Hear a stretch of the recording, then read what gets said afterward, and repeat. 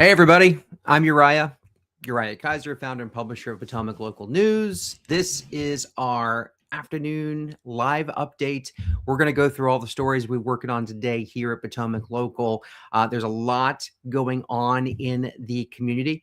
We've got stuff about breaking news about the Woodbridge District Supervisor race, plus Stafford's big school board meeting tomorrow, where we're going to find out more about the Kraken Loop. We've got to talk about Olympic athletes right here from our community. Bet you didn't know we had some of those. We got a lot of education stuff to talk about, some cultural celebrations in Dumfries, lots going on in our region. So let's go ahead and get into it.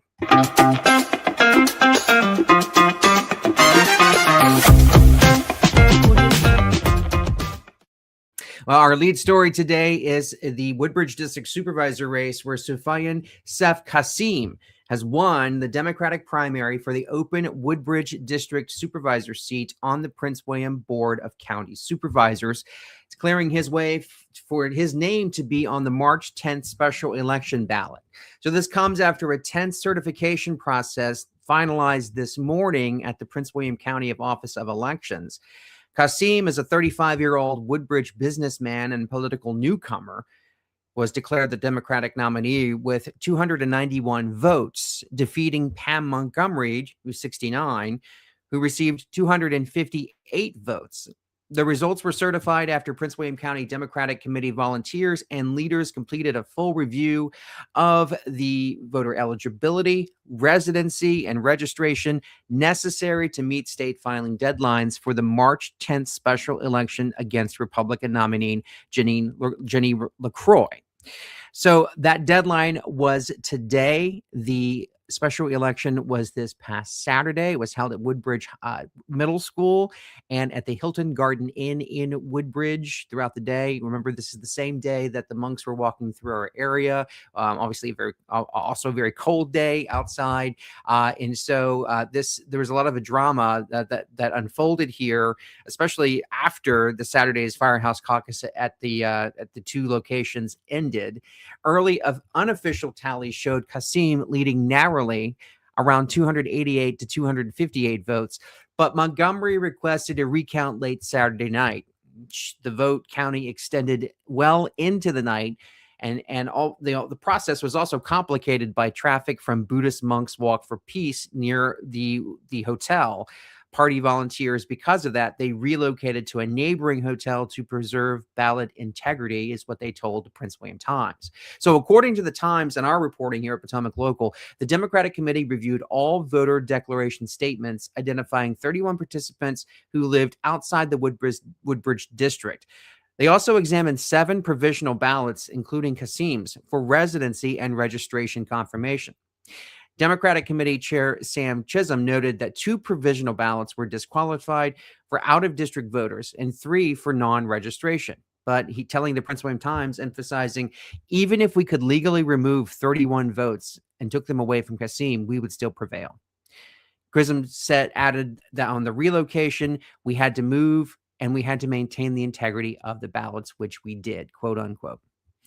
Montgomery, who has served for 6 years as Franklin's chief of staff, had endorsements from high-profile congressmen like Eugene Venman, Supervisor Andrea Bailey and Victor Angry, and School Board Chair Barbara Lateef, who declined to comment Monday morning.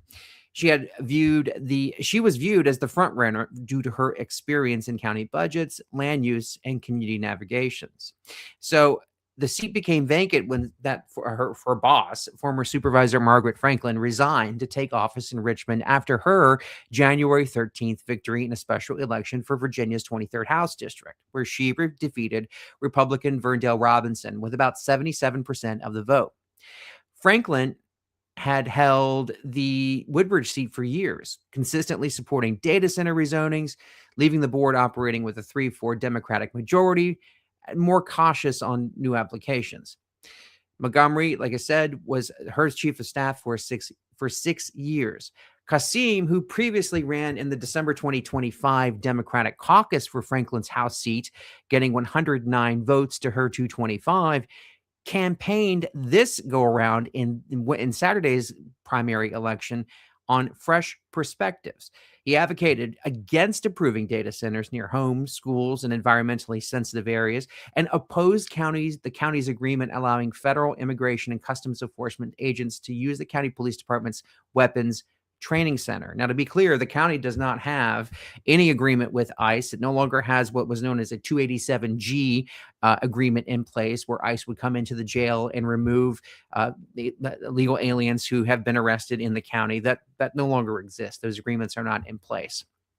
This victory, however, could mark a shift in the Woodbridge District, a key area covering in the Woodbridge area along the Route 1 corridor from just north of Dumfries up into the Fairfax County line, where issues like rapid development, data center growth, traffic, school capacity, affordability, they all dominate here. The next supervisor will play a pivotal role in board votes on rezoning and infrastructure. So we'll keep following this race as the March 10th special election approaches. Congratulations to Casim on his win. Now to Stafford County, where tomorrow, February 10th, the school board has a doubleheader meeting that touches on two major local challenges: protecting communities from massive infrastructure projects and funding schools amid growth. First, the 5 p.m. work session, Chief of Staff Dr. Amanda Schutz will update the board on HB 1491. That's the 2026 General Assembly bill that's sponsored by delegates J.J. Singh and Loudon and John McAuliffe of Fauquier. This targets high voltage transmission lines of 138 kilovolts or higher, requiring the State Corporation Commission to approve routes that minimize health, safety, and environmental harms to the greatest extent practicable. Crucially, it prohibits approval if any portion falls within 500 feet of schools, homes, daycares, parks, playgrounds, recreational areas, or places of worship, unless no feasible alternative exists. It also respects comprehensive plans for open space or housing. The bill is laser focused on projects like Dominion's its proposed North Anna Kraken Loop.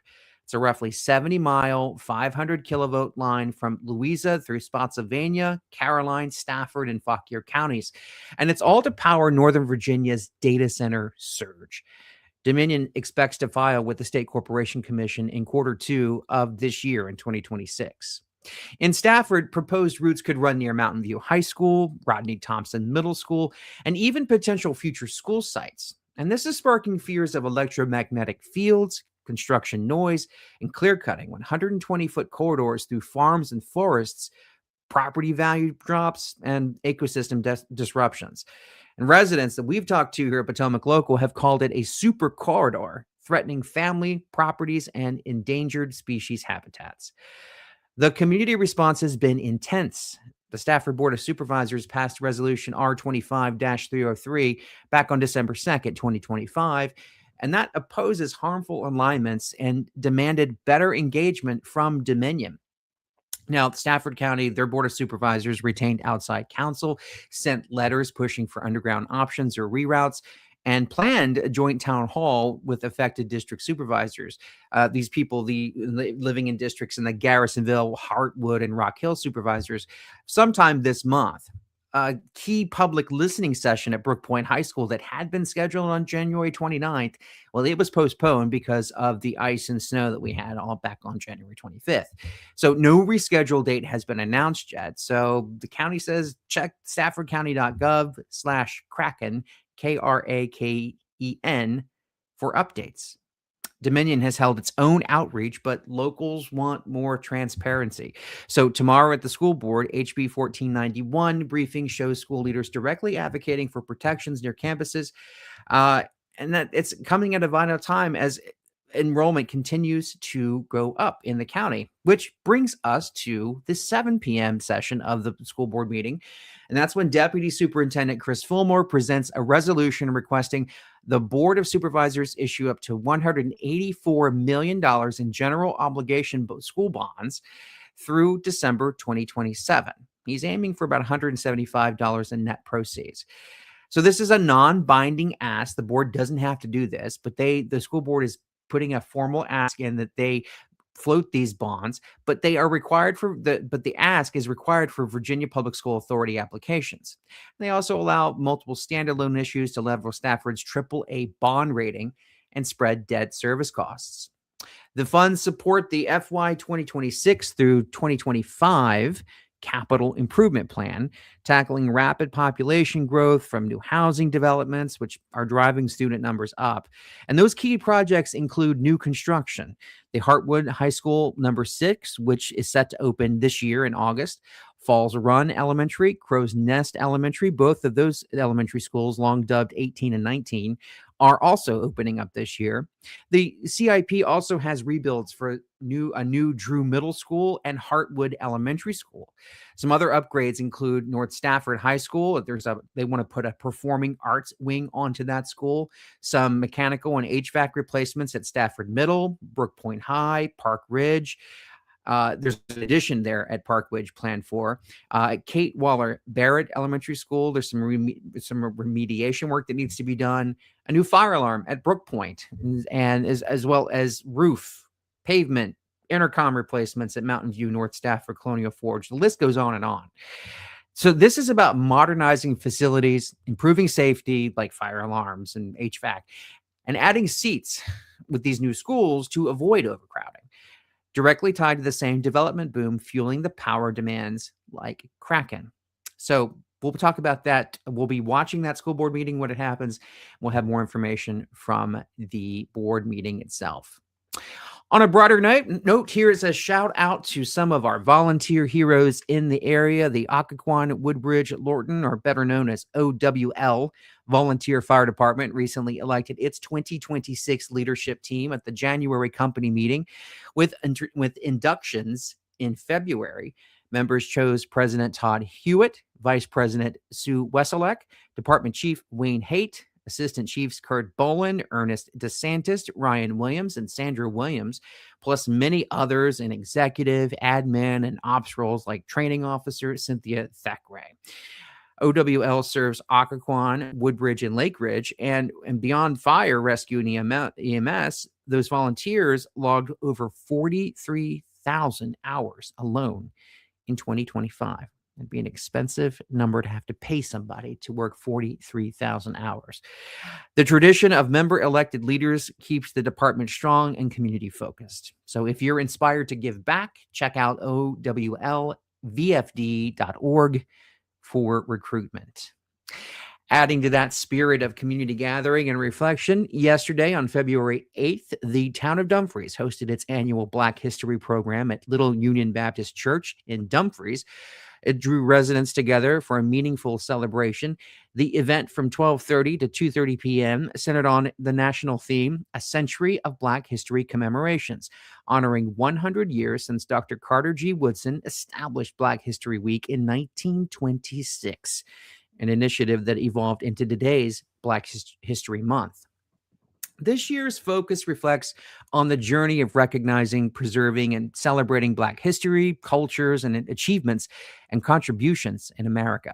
The program featured reflections, presentations, and acknowledgments highlighting the significance of these commemorations across generations, while emphasizing the ongoing responsibility to uplift, educate, and pass these stories forward.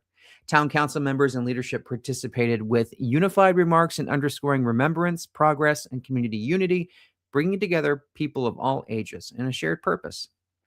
So there's a thank you today the town posted to its Facebook page that captures the celebration's essence. It highlights performances, heartfelt reflections, and the richness of Black history, thanking participants, performers, and speakers and partners, including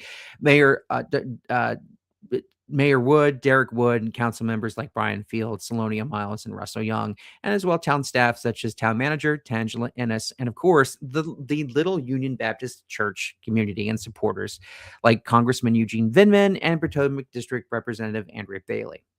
The video emphasizes community unity and celebration, and we wish them all the best at Little Union Baptist Church on Bates Town Road.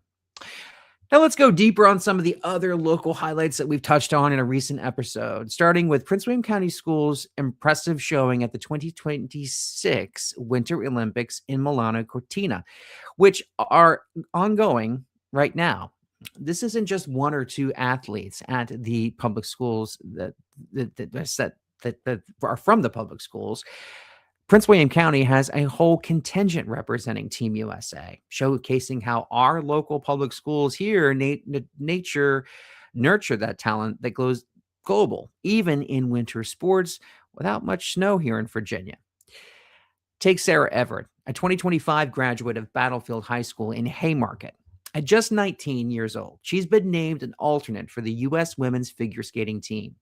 Born in Haymarket on November 12, 2006, Sarah started skating at age 6 during public sessions, ditching swimming and gymnastics to focus on the ice. She trains with the Washington Figure Skating Club in Reston. Tatiana Malina, a former Uzbeki champion, and Roman Skorniov, commuting daily while balancing high school through a mix of in-person and online classes. Her achievements are stacking up. She's the bronze medalist at the 2025 U.S. Figure Skating Championships, 5th place at the 2026 Nationals, which doubled as the Olympic qualifier, a personal best score of 201, nearly 202, at the 2024 Lombardia Trophy, and even a nomination for the 2025 ISU Awards in as Best Newcomer category. Sarah credits her success to preparation, persistence, and consistency, and as an alternate, she's ready to jump in if needed for events at the Milano Ice Skating Arena. Prince William County Public Schools highlighted her in a recent Facebook post, calling it a point of pride for the community, and locals agree with comments like Haymarket's own local Olympia flooding in. Then there's Mystique Rowe from Brinsfield District High School in Nokesville, making history as Prince William County's first Winter Olympian. She's competing in the women's skeleton, the adrenaline-pumping sport where athletes slide head-to-head, head down first, an ice track at speeds over 80 miles per hour. And the new mixed team event at the Eugenio Monti Olympic track. Rowe's journey from local student to national team member underscores the grit it takes to excel in such a high-risk discipline. Prince William County Public Schools wish her luck in their post, noting the thrill of her races, and community reactions have been electric, with folks like Tina Malia saying, tying it to the other local successes, awesome. Shabuzi from Woodbridge just won a Grammy, and now a chance for the gold. Go Prince William. Don't forget Evan Nichols, another Battlefield High alum from Haymarket, heading back for his second Paralympic appearance in sled hockey. He's already won gold at the 2022 Beijing Games and is suiting up again for Team USA in the tournament starting in March at the Milano Stagliuga Ice Hockey Arena. Nichols' story is one of resilience, balancing athletics with his PWCS education, and he's bringing championship experience to defend that title. Rounding out the group is Alana Malinen, who attended Penn Elementary School in the county through 5th grade.